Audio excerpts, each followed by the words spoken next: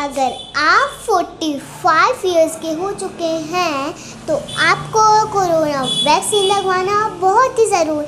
Corona vaccine के कोई side effect भी नहीं है।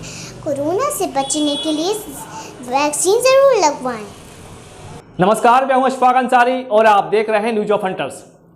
आज हम बात करने वाले हैं रिफाइनरी के पास करोड़ों की लागत से बने अस्थायी कोविड अस्पताल की, जहां पर आईसीयू वार्ड की व्यवस्था नहीं होने के चलते एक महिला को इलाज नहीं मिल सका और उस महिला को गंभीर हालत में बुंदेलखंड मेडिकल कॉलेज सागर रेफर किया गया। आपको बता दें, ये वही अस्थायी कोविड अस्पताल है जिसका उद्घाटन करने मध्य प्रदेश के मुखिया शिवराज सिंह चौहान और केंद्रीय पेट्रोलियम मंत्री धर्मेंद्र प्रधान आए थे। और यह महिला इस अस्पताल की पहली मरीज है जिसको रेफर किया गया है। देखिए रिपोर्ट। दरअसल बीना की अस्थायी कोविड हॉस्पिटल में आगासोद निवासी एक 35 वर्षीय महिला सांस लेने में दिक्कत के चलते इलाज के लिए गई थी, जहां उसका ऑक्सीजन लेवल चेक करने पर 60 निकला, जिसे बेहतर इलाज के लिए आईसीयू बेड की आवश्यकता थी।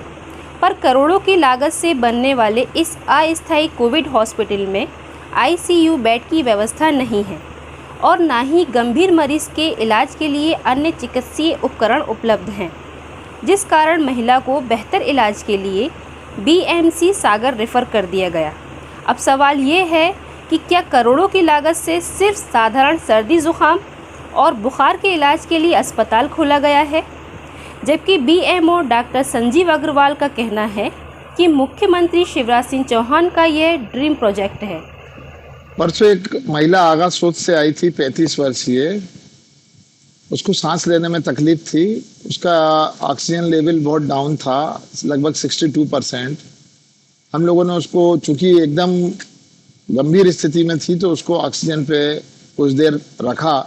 मेडिकल कॉलेज के हमारे स्पेशलिस्ट डॉक्टरों से हमने उसके बारे में मार्गदर्शन लिया और जब ऑक्सीजन पे रखा तो थोड़ी देर तो उसका ऑक्सीजन लेवल ठीक हुआ, लेकिन फिर डाउन होना जब चालू हुआ तो हमें समझ में आया कि उसको आईसीयू जैसी सुविधाओं की आवश्यकता है और जांचों की भी आवश्यकता है।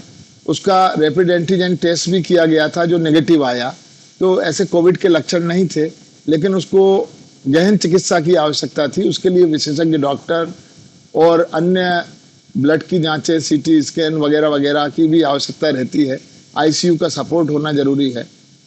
तो इन सब कारणों को देखते हुए उसको बुंदेलखंड मेडिकल कॉलेज रेफर कर। इस बारे में मुझे जानकारी नहीं है। हमको हमारे हाथ में जिस तरह का हॉस्पिटल मिला और उसमें जो व्यवस्थाएं हैं, हम उसमें अभी कार्य कर रहे हैं। ये बात जरूर कहना चाहूँगा कि शायद जिस तरीके से अनान फनान में तीसरी लहर को देखते हुए व्यवस्थाएं की गई, वो वास्तव में बहुत द्रुतगामी थी। पिछले 10-12 दिनों के अंदर ही 10-12-15 ट्रक सामान विभिन्न दूर दूर के बॉम्बे और भोपाल से हमारे यहाँ पर आया। काफ़ी उपकरण और सामग्री आई और आगे भी जैसा कोविड का रुख रहेगा उसके हिसाब से ये चीज़ें आती रहेंगी और ये अस्पताल अपग्रेड होगा। माननीय मुख्यमंत्री जी का ये ड्रीम प्रोजेक्ट है, वो उसके ऊपर लगातार ध्यान दे रहे हैं। हमारे प्रशासनिक अधिकारी लगातार 24 घंटे वहाँ निगरानी रखे हुए हैं। तो कोई भी समस्या आती है या कोई समस्या बढ़ती है, अब जबकि कोविड के केस नहीं है, ये सारी बातें मुख्यमंत्री जी ने तब कही थी जब कोविड से लोग बाग ऑक्सीजन की कमी से जूझ रहे थे। उसके बाद बहुत तेजी से कोविड सिमट भी गया।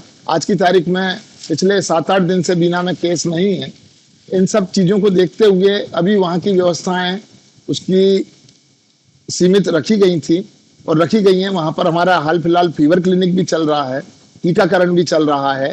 पूरा करीब 50 से अधिक लोगों का स्टाफ वहाँ पर काम कर रहा है और हम सभी लोगों को जो वहाँ पर आ रहे हैं, सर्दी खांसी जुकाम बुखार सांस लेने में तकलीफ वाले मरीज, उनको हम वहाँ पर इलाज और जांच कर रहे हैं। पैथोलॉजी की भी वहाँ पर सुविधाएं हैं। वहाँ पर 34 प्रकार की जांचें हैं, एक्सरे की भी सुविधा है और ऑक्सीजन बेड भी है हमारे पास।